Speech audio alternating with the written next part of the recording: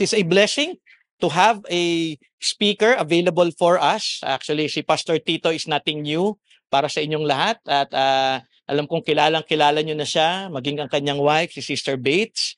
At dahil meron tayong membership interview later, I thank the Lord because they are here to help me out, to help us out sa ating church. So I do hope makita po natin, ma-acknowledge natin out of their goodness in helping us to do the membership interview. Okay? So hindi naman po marami yung interviewin ngayon, dalawa lang. So medyo mas madali-dali kasi may isa nag-Japan.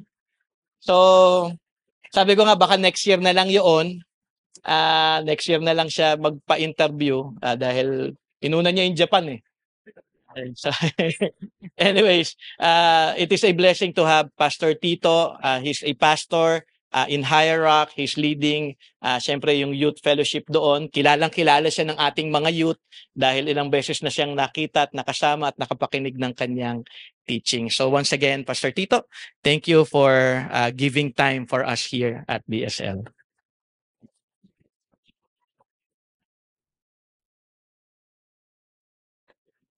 Okay ba ako?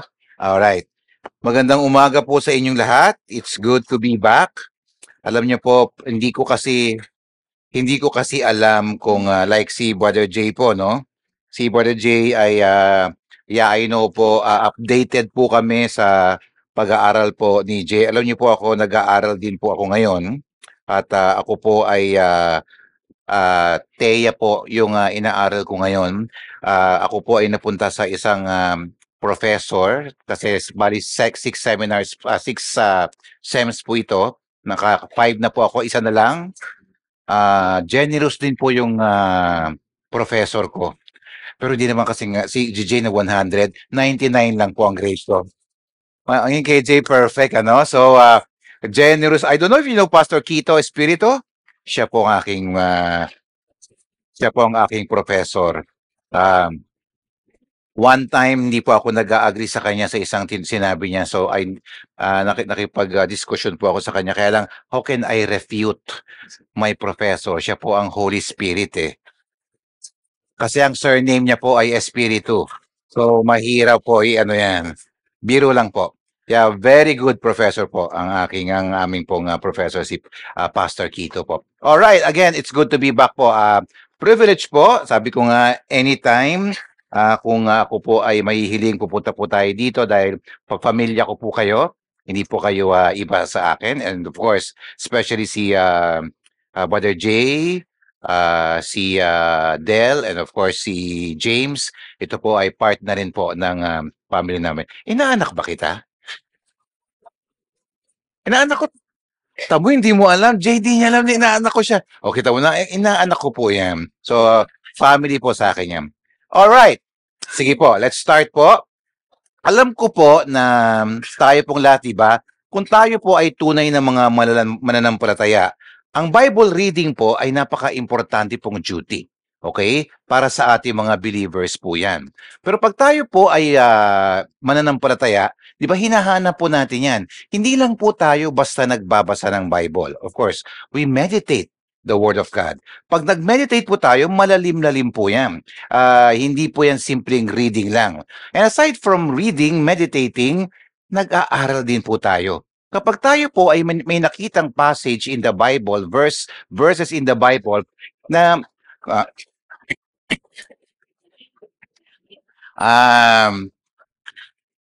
ano sinasabi ko? Verses in the Bible, di ba? Pag meron po tayong hindi naintindihan, aaralin po natin yan. Kaya nga, I'm sure meron po kayong mga special classes din po dito siguro. Like ako po, kahit pastor na po ako, nag-aaral po ako, very important. Si Brother J, can you imagine? Nag-aaral pa rin po hanggang ngayon. Mga pastors po sa church, nag-aaral pa rin po ngayon. Maski po tayo, kaya in-encourage tayo mag-attend ng mga classes. Kasi may ganun po talaga na hindi natin kayang unawain at kailangan ipaliwanag po sa atin. So basically, we call the Bible food for the soul. So the Bible is very precious sa ating po mga believers. So ako po hindi ko alam, but if you were to ask, which part of the Bible do you love the most?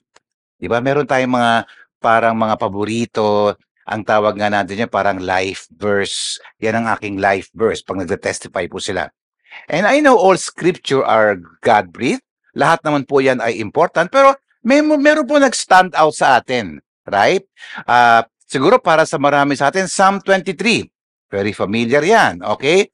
John 3:16. Siguro naman po alam natin lahat. Ang John 3:16. Baka importante sa inyo yan. Ephesians 2:8 and 9 at marami pa pong iba. But there is one that I know that every time po na merong unpleasant situations na lumalabas, whether yan po ay nangyari sa atin, yan po ay nangyari sa mga kaibigan kamag-anak natin, this one is the most quoted. What is that? Guess? Romans 8:28. Are you familiar with that? Romans 8:28. This verse is one of the most important, most treasured verse and promise in the Bible. Si John Piper po, sabi niya nga dito, para lang dito po sa chapter na ito, verse 8, specifically verse 28. Sabi ni John Piper, if the whole book of Romans was a feast for the soul, chapter 8, verse 28 would be the main dish. And I agree and see the truth in that. Now, without an exaggeration po, that statement po ay loaded. This single verse. At dito po sa single verse na ito, pwede po tayo makagawa ng discussion. Pwede tayo makagawa ng series po dito na pwedeng abutin ng 8 to 10 weeks. We love this verse, we memorize it, and we use it or we use from it time to time to what? Encourage people. So Christians, actually, even non-Christians, ginagamit po ito. Kaya nga many times, napapatanong po tayo, ano ba ang ibig sabihin nito? Anong pinupunto ni Pablo nung ito po ay kanyang sinulat po sa kalagitnaan ng Romans? Again, the verse is very familiar to all of us. Let's read it. Romans 8:28. And we know that God causes all things to work together for good to them that love God, to them who are called according to His purpose. Sa Tagalog, alam natin na sa lahat ng bagay, gumagawa ang Diyos para sa ikabubuti ng mga umiibig sa Kanya na Kanyang tinawag ayon sa Kanyang layunin. So ang tanong po, ito ba po ang unang pagkakataon na nabasa niyo po ito? Well, malamang sa marami po sa atin hindi. Okay? Nabasa niyo na ba ang buong chapter ng Romans 8? Yan ang tanong. Naunawaan niyo ba ang pinupunto ng Panginoon through the Apostle Paul? Questions like, ano po ang papel ng banal na spirito pag binasa niyo po ang verses 1 to 27 ng chapter 8 sa katotohanan po ng verse 28? What is loving God and being called sa second part po ng verse 28 has something to do with the first part of verse 28. Is verse 28 related to predestination, justification, glorification na binabanggit po sa katatapos na verse ng 28, which is 29 and 30. So how do we know that everything, all things are working for our good, whether we like it or not? Now let's begin with answering this question. How does God work this out? Again, all of chapter 8 po, verse 1 to 27, point out to the marvelous work of the Holy Spirit. Read that. Yan po ang laman niyan. As He affects the purpose of God in the believer. So, it sets us free from law of sin and death through Jesus Christ. That's verse 2. Pag binasa niyo po ang 16-17, it testifies that we are what? God's children. So one of the most important role po ng Holy Spirit sa buhay po ng mga mananampalataya is laid down in verse 26. Look at that. Romans 8:26 says, the Spirit also helps our weakness, for we do not know what to pray for as we should. See? We don't know how to pray as we should. We could not pray our way into turning things around. For instance, hindi niyo po sasabihin na, well, I want everything to turn out good in my life. So ang gagawin ko, I'm going to try to find a prayer path somewhere. So I need to find some way to pray this thing into goodness, or thing could become bad. See? So, I've got to find a prayer path here to work it out. Alam niyo po ako, nung ako po ay nasa previous religion ko po, I'm a Catholic. Meron po akong tinatawag na prayer book. Napakaliit po niyan. Yung prayer book na po na yan, there is a specific kind of prayer to a specific kind of need. May kagalit ka, itong pagpipray mo. Masakit ang ngipin mo, itong pagpipray mo. Okay? Masama ang loob mo, itong pagpipray mo. Nagkasala ka, itong meron yan. At may mga santo na kinakailangan mong tawagan. Now, paano ginagawa natin? It's like a formula pala. This is what you should pray or say. See? Ano sinasabi ng passage natin? Well, we don't even know how to pray. He tells us that. Hindi tayo marunong manalangin dahil hindi natin alam ang layunin ng Diyos. Hindi natin alam kung ano ang nasa isip ng Diyos. We don't understand sovereign purpose. Hindi natin maintindihan ang hinaharap. Hindi natin mahuhulaan kung ano ang mangyayari. In short, we don't have the formula or power or ability to really make bad things good. We couldn't even find a prayer route to affect that, as if prayer itself could make things good, that otherwise would be bad. We don't know how to pray that way. And look at verse 26, very important word, but. But, this is a great statement. The Spirit Himself intercedes for us with groanings too deep for words. And one of the ministries of the Holy Spirit is to carry on constant intercession for us before God. And He intercedes, sabi doon, with groanings. Kita niyo po ang banal na spirito? Groanings. Too deep for words. Now, ano pong ibig sabihin? Di ba, sanay na po kayo, I'm sure Jay is doing that also. Kinukuha po natin yung ibig sabihin ng mga salita sa Greek. Yan po yung original kasi niyan. Now, the Spirit intercedes. Ano po ang Greek text niyan? Ang Greek po niyan is huperentung kano. So, don't mind the word. Kunin natin ang English meaning. Huperentung kano intercedes to rescue someone who has no hope. It means to rescue someone who has no resources. That's what the Holy Spirit does. We don't have the strength. We're too weak. We don't even know how to pray the way we would need to pray. We don't even know how to tap the divine resources at the best level. So, the Spirit Himself. See? Interesting. Spirit Himself. He doesn't delegate this. He doesn't delegate it to somebody else. The Spirit Himself in you, sabi doon, constantly interceding for you with groanings too deep for words. So the Holy Spirit, ano siya? Groans. The Holy Spirit agonizes over your weakness. And listen to this one very important thing sa verse 27. And He communicates with the Father. See? Verse 27. He who searches the heart. Who's that? 1 Chronicles 28:9. It says, the Lord searches every heart. Acts 2:4 says, Lord, you know everyone's heart. So the omniscient Father knows what is the mind of the Spirit. So, you have the Spirit constantly groaning over the pain, the actual divine pain of those whom He loves and in whom He dwells. And the Father knows that, because the Father is in perfect harmony with that. And the Spirit always intercedes according to the will of God. So this is the first thing that I want you to understand, kung paano ito kayang ipaliwanag sa madaling paraan. This is the first thing that we should understand. It says, the Holy Spirit is interceding with groanings too deep for words.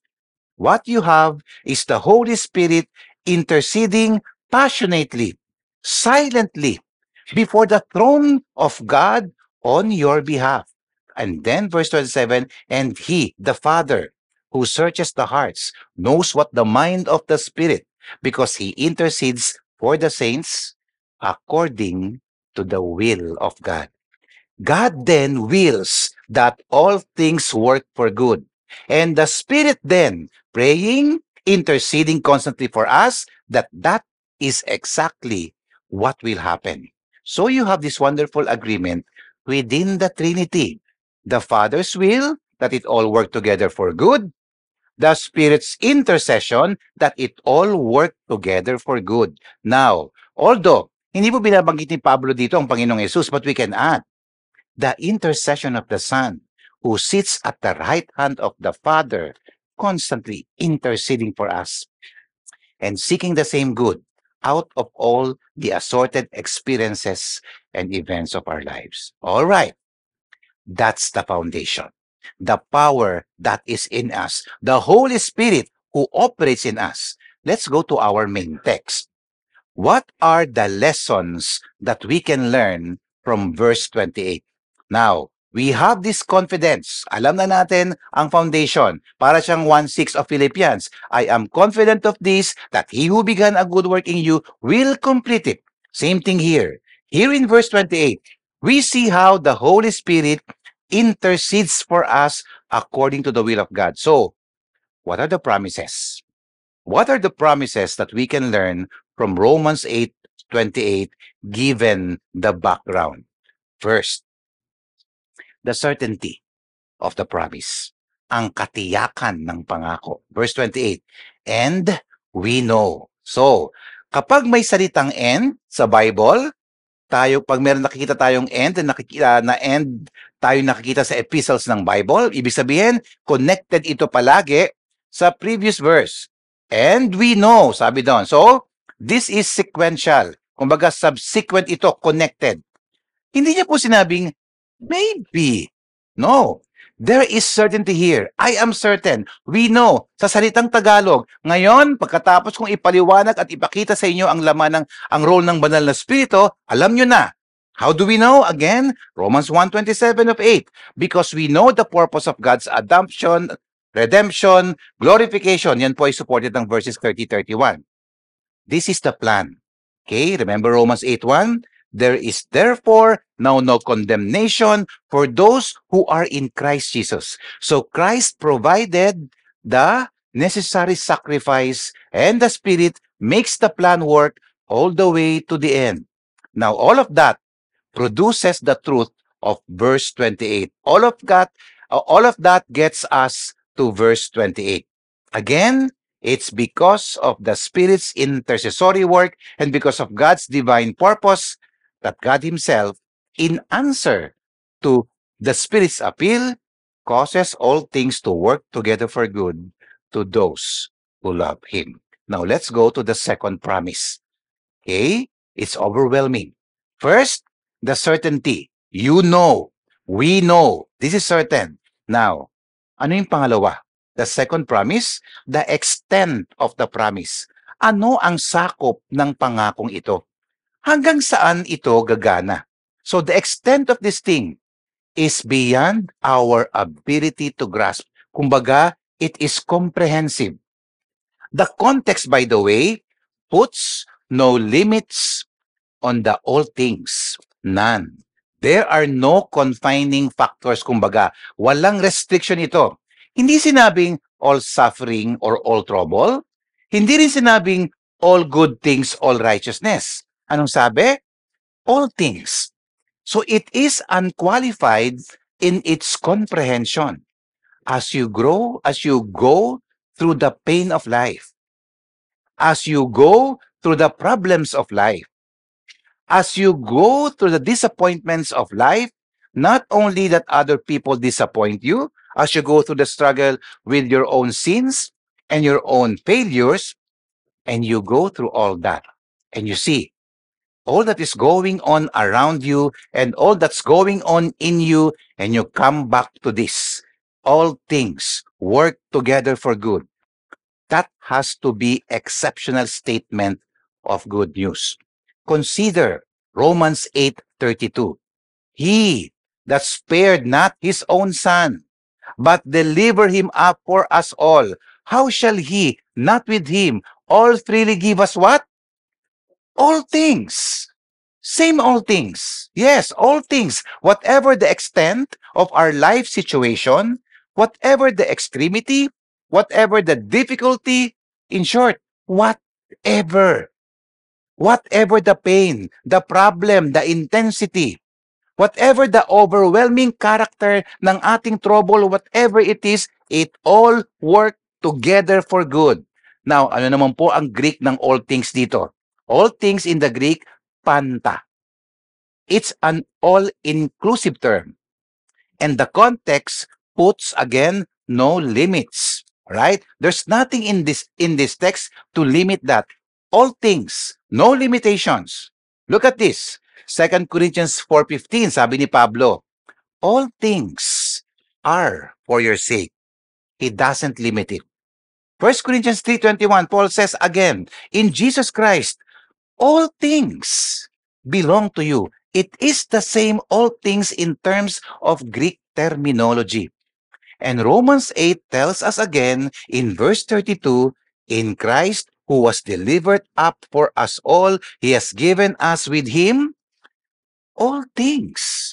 There are no limits on any of this. So the all things we receive in Jesus Christ are all things that God has placed within salvation. The all things that belong to us in Christ is the same.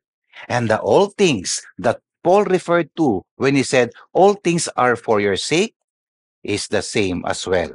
So everything that God places within the scope of salvation is ours. And this verse says, everything that happens in our lives, God works into that saving purpose. No limits. Ano man ang maaaring dumating sa atin, ano man ang maaaring bilang ng mga bagay na darating pa sa atin, ano man ang tindi ng mga bagay na yan, gaano man yan kabigat, ano man ang labis na katangian ng problema o pagkabigo, whatever it is that comes into our lives, they all work together for good. Now, let's look at the third promise. The meaning of the promise this time. Now, the meaning, again, all things, panta, work together for good. Now, the word work together po is an interesting word. Sa Greek po, ang ibig sabihin ng work together dito, single word in Greek, synerge, from which we get the word synergy, which simply means to work together. Synergism. Synergism is to bring all things together for a common goal or purpose or function. So, sinasabi dito, everything in life is brought in a marvelously divine synergism to come together to accomplish an ultimate end. I love Psalm 25:10. Sabi ng Psalm 25:10, it helps. All the path of the Lord are mercy and truth unto such as keep His covenant. All the path ng Panginoon. Ibig sabihin, lahat ng daan. See? That's wonderful. No matter what what road you're in, no matter what path you take, all the path of the Lord are mercy and truth to those who keep His commandment. So kung pag-iisipan mo ang passage na ito, the question now is this. Are you telling me that all things are in themselves good? No, hindi po yan sinasabi. It doesn't say all things are in themselves good. It says all things what? Work together for good. So all things in themselves are not good. Many things we know. Alam niyo yan. Bad. But even those bad things work together for good. Believe me. Sabi ko nga sa inyo, madali siya maintindihan. But once you get there, mapapatanong ka rin, bakit Panginoon? Hindi ba dapat kasi, kung bad, bad? Kung good, good? Hindi pwede magsama ang good at bad. Evil and good. Paano sila napagsama at ang ending ay good? Diba? Parang langis at tubig yan. Diba sabi nila, tubig at langis. Idarang man sa init, di rin tatamis. Pagkat halo'y luhat paghinagpis. Ako'y langis, ika'y tubig. See? Sharon Cuneta. Alright. So, di ba pa, kasing nangyari na pinagsama mo ang bad at good. Now, just to illustrate, okay, let's think about pharmacy, pharmaceuticals. How is medicine produced? Oftentimes, producing a medicine is the synergy of many ingredients, of which some are good, of which many po are considered toxic. You mix the good things, you mix the bad things, the good ingredients, the bad ingredients, and you fuse them together and you produce what? Medicine that is good for someone's health. In fact, ito po logical. If you think about it, lahat po tayo alam natin ng salt at gumagamit po tayo ng salt.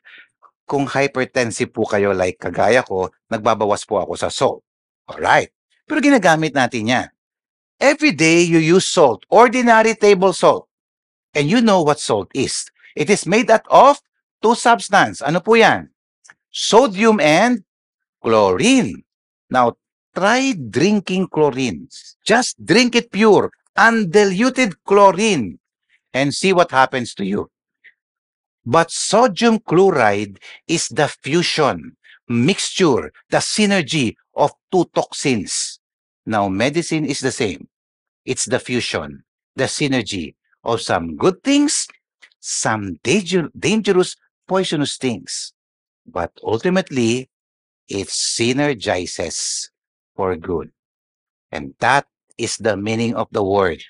All things work together. Sunerge. God synergizes.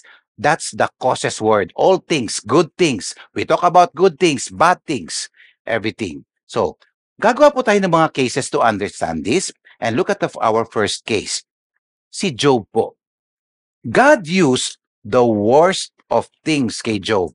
The death of all his children. The loss of everything that he owns. Physical illness. Nakatanggap pa siya ng mga bad advice sa kanyang mga naging friends who don't know what they're talking about. Banging on your ears. Now, are those good things? No. But God used those bad things. And here comes God who uses good things. The disclosure of himself in times of trial. His nature being revealed. His wisdom, his goodness, his promises, his word, etc. God takes all of it, both of it, and works it together for his good. So every experience, good, bad, indifferent, everything that comes into our lives, God works together for our eternal glory. That is the end result. That is a precious promise. It doesn't matter what comes into your life. It doesn't matter whether it's physical illness or whether it's a loss of your loved ones, kagaya ng nangyari kay Job. It doesn't matter what it is. God overrules to bring about which works to our eternal glory. Everything. There is nothing then that can separate us from God's saving love. And that becomes the theme naman po ng verses 32 to 39. So God synergizes, causes all things, everything, takes all of it and works it together for our good. Tingnan lang po natin, panandalian, yung salitang good. What kind of good is this? Pag-usapan natin panandalian. Alam po natin, all things are not necessarily in themselves good. We know that. Kayo po ay nadisiplina sa church. Is that good? Siyempre, sabihin nyo, ay tinuturo niya ng brother dito. Sabi mo, no. But we know, ang feeling yan hindi maganda. Experience kind of severe sickness.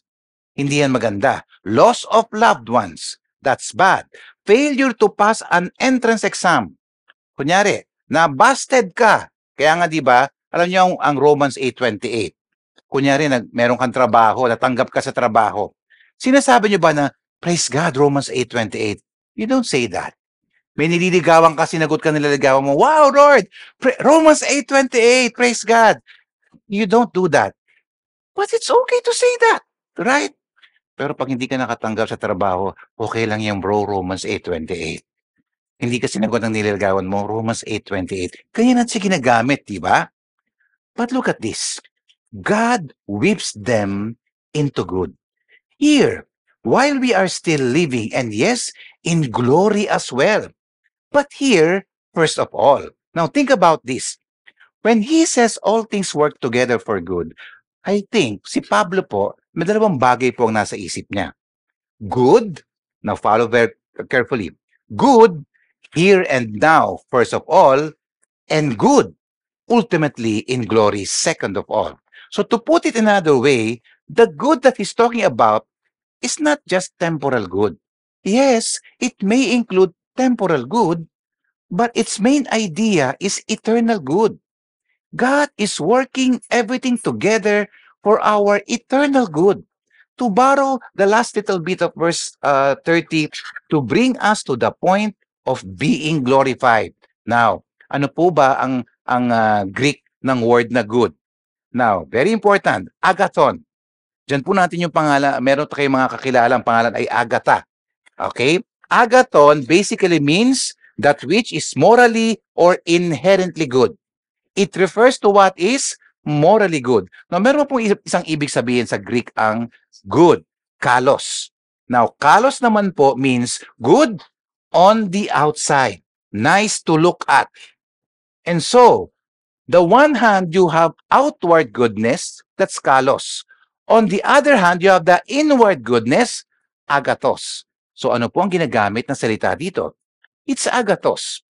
So God takes everything that happens in your life, kung kayo po ay mananampalataya, and weaves it together to produce something that is truly good, agathos, or agathos, not superficially good, kalos, but really good. So it may not seem the way now it may seem, the way it's happening. But that's where God is taking it. In fact, the truth is, it may be superficially bad. On the surface, it may not look good at all, but ultimately, there will be inherent good in it. So this is the truest kind of goodness. Paul chooses the right term. It is the purest, truest kind of goodness. Now, let's talk about our second case. Now, let's talk about our case number 2. And you know this man in the Bible. A man who was hated by his family, a man who was betrayed by his loved ones, a man who was accused of a crime that he never committed, a man who was forgotten when he served others. This man po has every single reason para magalit sa Diyos o magalit sa buhay na ito. But this man did not allow bitterness and anger to rule his heart. And this man rose in life. He climbed steadily and oftentimes suddenly into high positions until he finally became the prime minister of one of the greatest countries he lived in during that time. And do you know who this man is? Joseph. Very good. Joseph was hated by his brothers. Joseph was sold by his brothers. He was abandoned by his own family. Joseph was accused of rape or ng pangmomolestya, which he never did. Joseph was forgotten by those whom he has helped.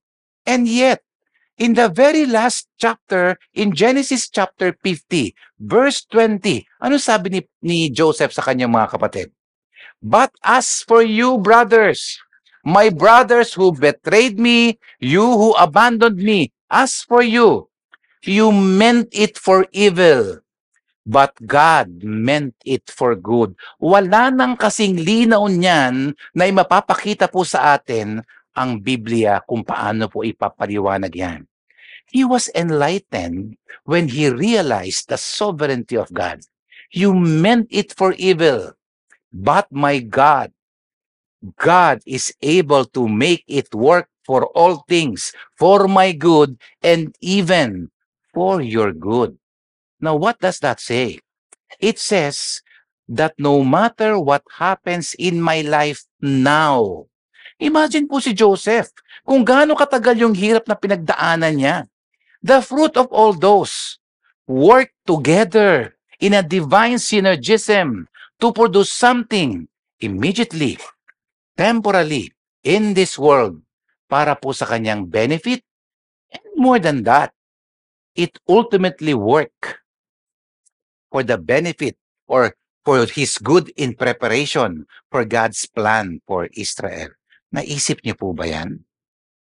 Now, for the sake of discussion, let us consider the bad things. Ano po ba yung mga bad things na ayaw natin? Let us consider the bad things that work for our good. Kita natin si Job, kita natin si Joseph. All the bad things that happen. Again, bad things do work for our good. Because all things work for our good. So God has to overrule the bad things. So let us categorize the bad things. Ano ba yung mga common po na bad things that usually happen to a believer? Let me give you at least 3. Marami po siguro, but 3 categories of bad things. First of all, suffering. Sino po dito ang gusto na mag-suffer? Kakaturo ko lang na all things work together for good. See? Let's be honest. Miski po ako. Bakit ka ba, Pastor? No. Okay? Look what happened to Job, what happened to Joseph. I know it's not a popular thing to suffer, and that's reasonable. Nobody chooses to suffer for suffering's sake, although you might as well choose to suffer for the sake of the benefit siguro. Now, I know in my own life po, the times of the greatest suffering po.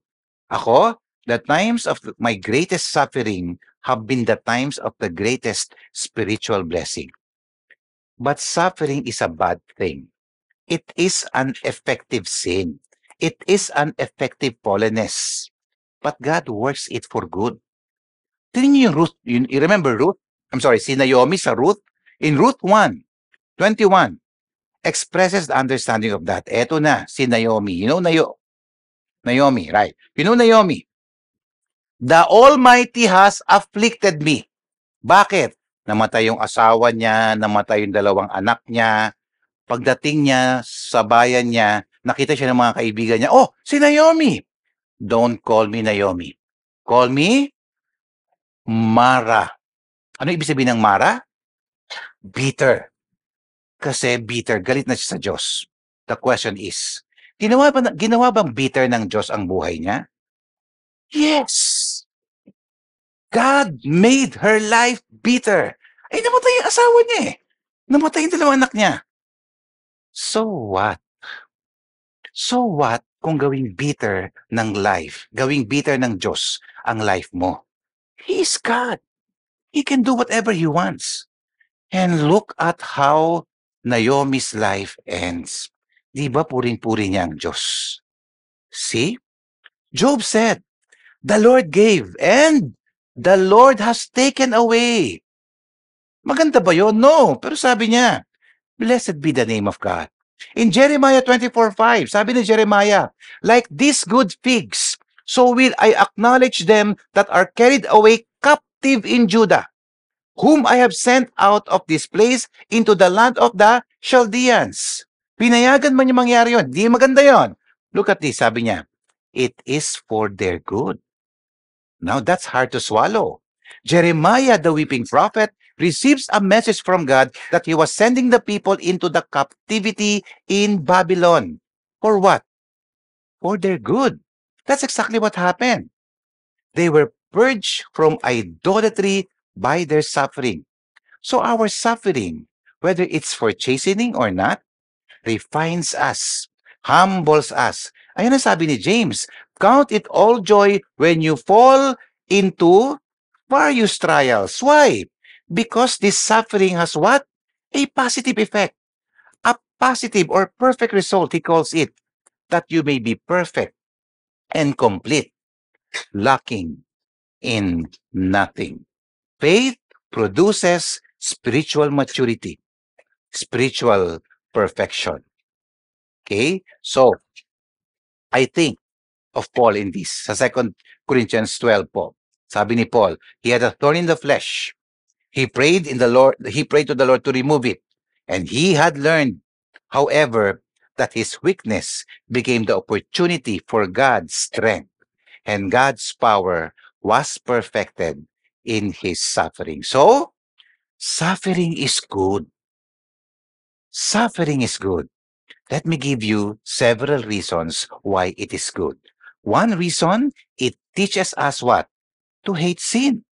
Remember David after committing his grievous sin? Ano sabi niya? From now on, Lord, I will teach wrongdoers your ways, and sinners will be converted to you. May kasabihan nga po tayo sa wikang Ingles. A sick bed teaches much more than a sermon. And what it teaches us, like David, is to hate sin. Suffering also teaches us to see the evil that is in us. It shows us our real self. Because when we are in the midst of suffering, anong lumalabas? Nagiging impatient ka. Nagiging doubtful ka. Nagiging bitter ka and things like that. That are manifest. Example nga dyan, di ba? Si Naomi. So, it's good. Kasi nakikita natin yung sinfulness natin at nakikita natin kung bakit dapat tayo mag-repent. Suffering is good also because it's good to see what's really down in your corrupt heart. And as a result, it drives your soul to God. Si Asaph sa Psalm 73. Nagtampo sa Diyos. Panginoon, ba't gantong buhay namin? Baliktad, ba't ang mga non-Christians mas magandang buhay? Ba't kami hindi? But when he entered into the sanctuary or presence of God, then he realized what's the plan and good purpose of God, kung bakit gano'n ang buhay ng mga mananampalataya. Suffering also allows to be conformed to Christ or to become a fellow sufferer. So Paul said he longed to be conformed to the sufferings of Jesus Christ. So Paul loved that he had the marks of Christ in his body, that he could bear the reproach of Christ. And we as Christians, as Romans 8 says, suffer with him in order that we might reign with him. And lastly, suffering is good because it confirms our what? Sonship. Hebrews 12:7 says, all the sons of God, he scourges as any loving father would do to discipline and what? To perfect. So if you're suffering, your sonship is being confirmed. So suffering is good because it brings joy through the chastening. And once we've been chasing, sabi, happy is the man, sabi ni Job, whom the Lord corrects. It has what? A positive word. Now, just to balance this, there are promises in the Bible that are given to selected few. Parang si Job, noong nawala lahat ng kanyang nawala sa kanya, anong ginawa ng Diyos? Binalik, more than twice. Right? Hindi po nangyayari sa lahat yan. So wag niyo isipin na, hindi, tinanggal ng Diyos yung kotse ko, papalitan niya ng brand new car yan. It doesn't say that. Right? But one thing I know sure, the ultimate good for everyone, his children, eternal glory. That's why he end up there in verse 30. Predestination, justification, and the ultimate good, glorification. So suffering, though bad, in the sense that it's an effect of sin, works for our good as God causes that to happen. Isa pa po, struggling. Not only suffering, but just struggling. And here, we're talking about temptation. Now, is temptation good? Temptation is bad. There's no question about it. Struggling with demons is not good. Struggling with the flesh is not good. Struggling with Satan is not good. But it works for our good. Why? One, it sends us to our knees to pray. Diba? It drives us to God. It devastates our spiritual pride. It shows us where we are weak and vulnerable. Struggling in temptation and enables us also to help others in the same struggle. May kasabihan nga tayo again. Whoever has felt the nails of the lion of temptation is best able to help others in the same battle with the lion. Right? Struggle causes us to lean on the strength of Christ. It causes us to learn the Word of God so that we can have the sword to defend ourselves. Struggling makes us desire heaven. Ang tanong ko po sa inyo, dinidesire niyo po ba talagang pumunta ng heaven, especially now? What makes heaven desirable for you? Is it because of the house that is allotted for you? Are you excited to see the golden gates and roads? Hindi po masama yun kasi pangako po yun. What makes heaven desirable for you?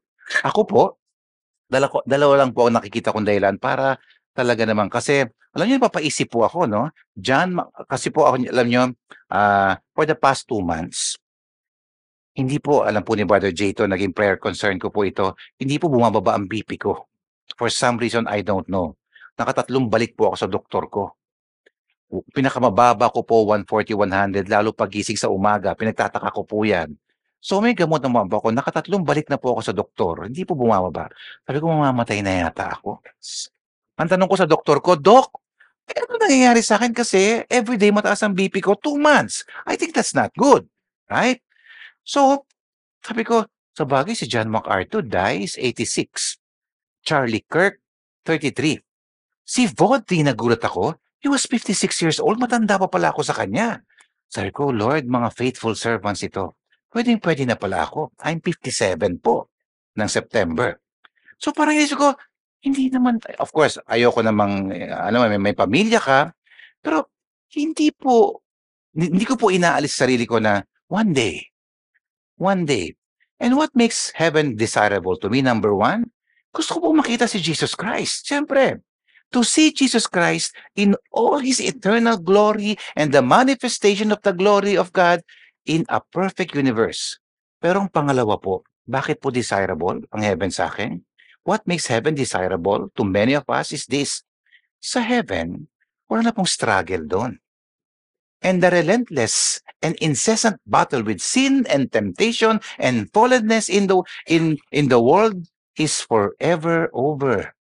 Kaya nga si Pablo, Panginoon, I don't mind staying here, but it would be a lot better to depart and be with Christ.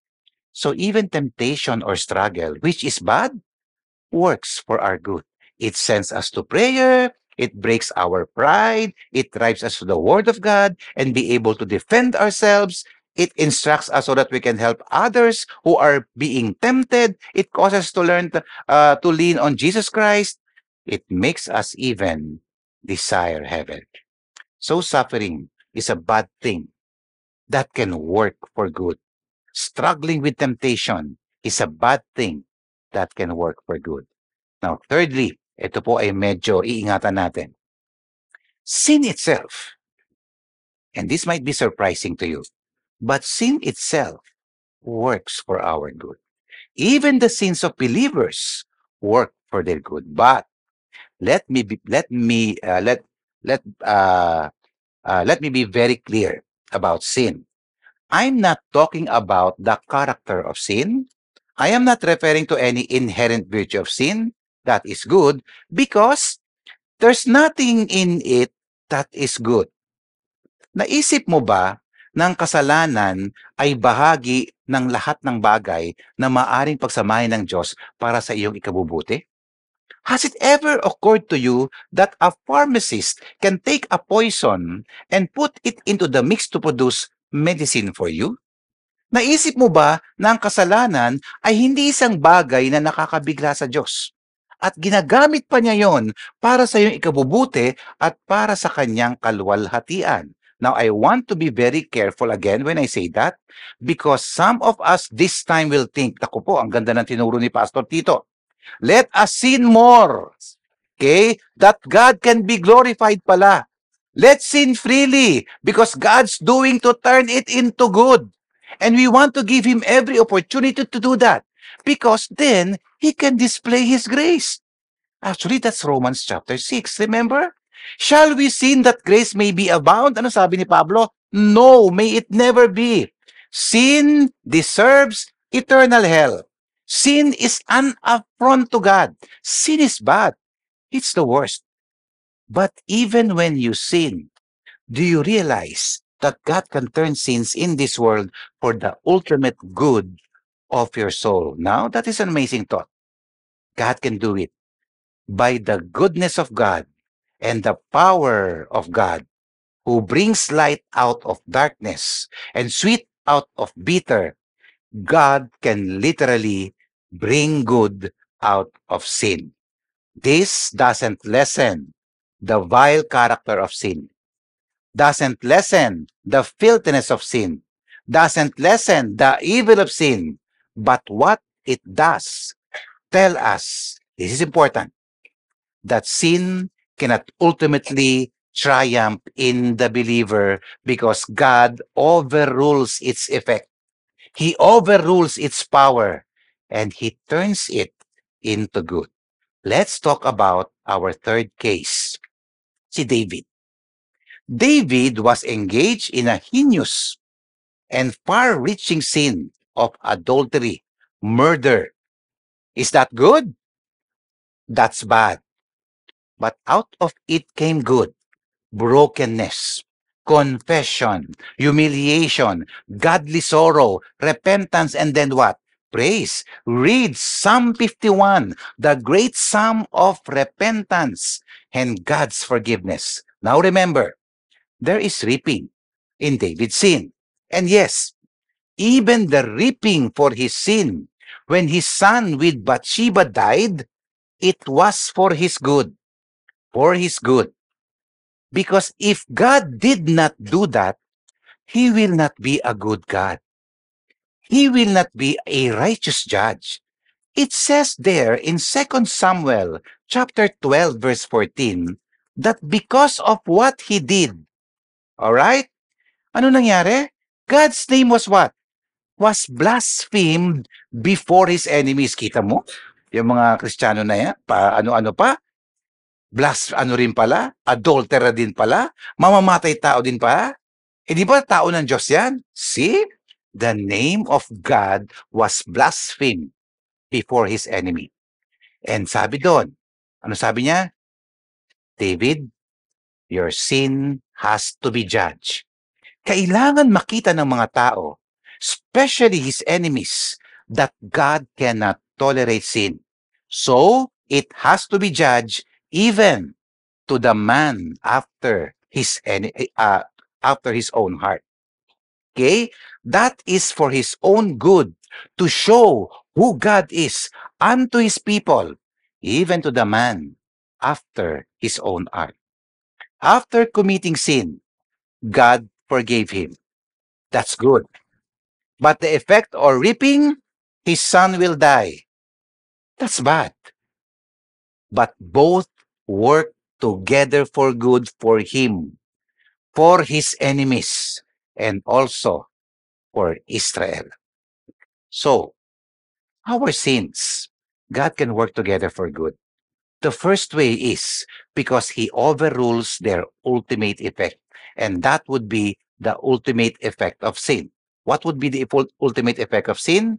The wages of sin is death. What death? Eternal death. What's that mean? Forever in hell. Now, God overrules that. And he overrules that by virtue of the fact that the penalty for those sins had already been paid, right? So no punishment is required. Sins have been paid for. So no matter what we might do by way of sin as children of God, cannot work for bad to us, having already been paid for by Christ. So what are we saying? Good things like God's nature, God's promises, and the Word of God, that all works for our good. And bad things like suffering, temptation, and sin work for our good by teaching us what? To hate sin, to see our fallenness, to be broken before God, to desire Him, to desire to conform to Christ.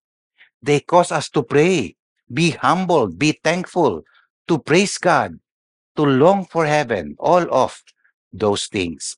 So the extent of the promise, all things by God's power and grace are working together for our ultimate good. That's the extent of that great promise.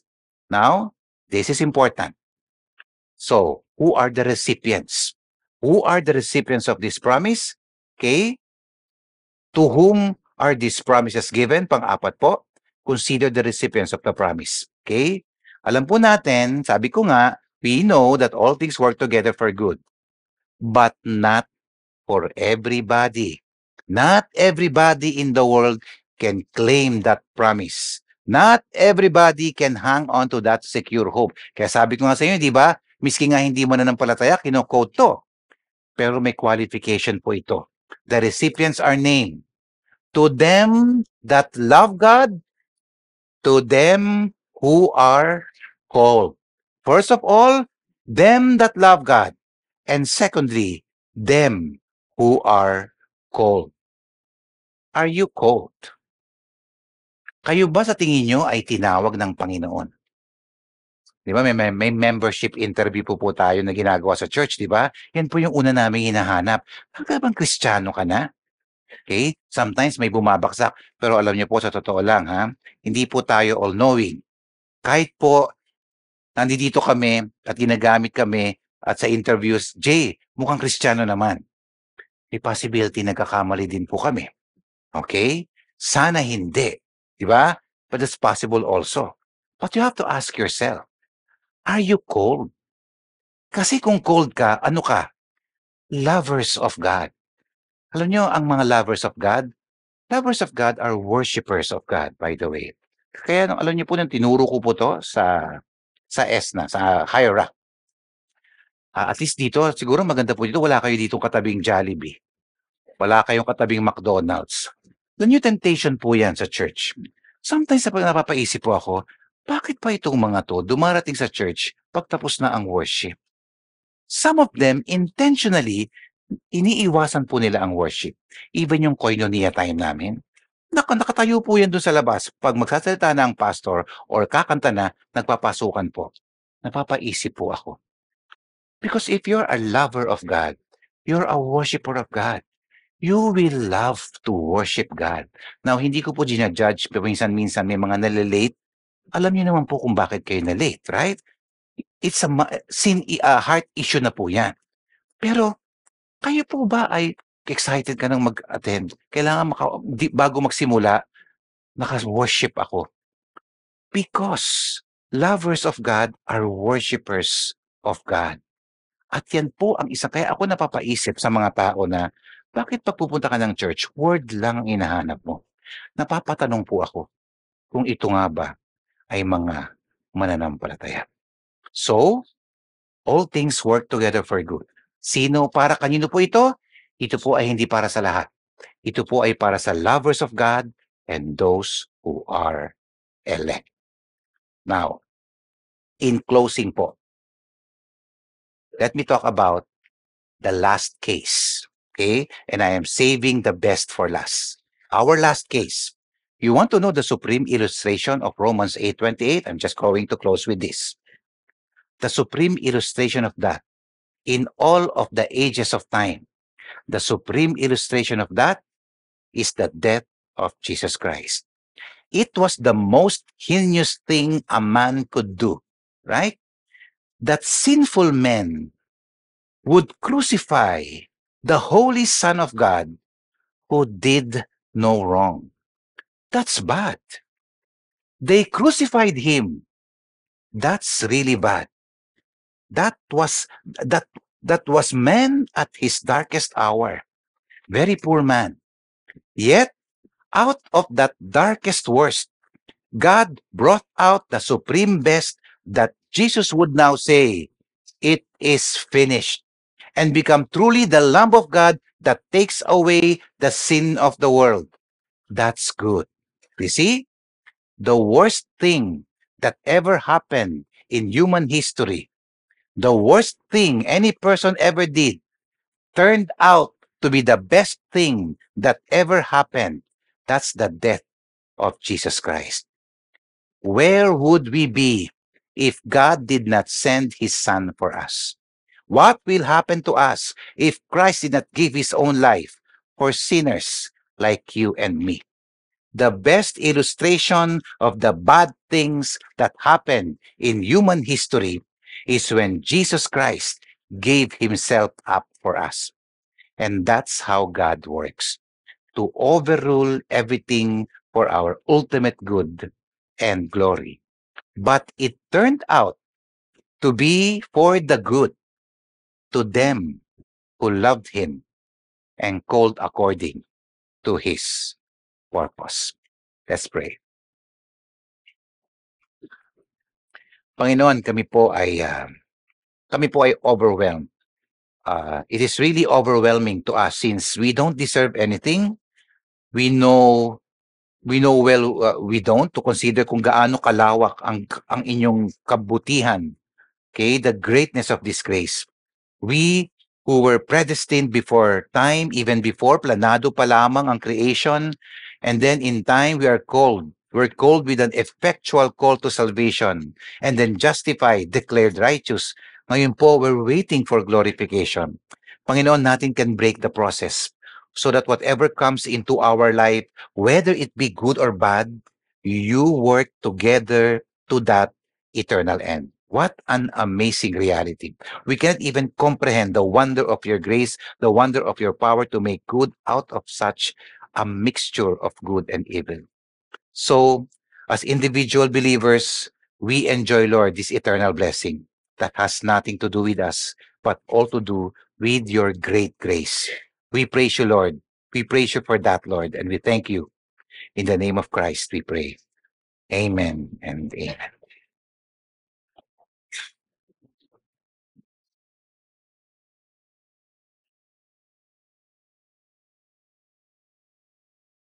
Thank you, Pastor Tito, for the very important reminder sa ating lahat. So everything works together for our good.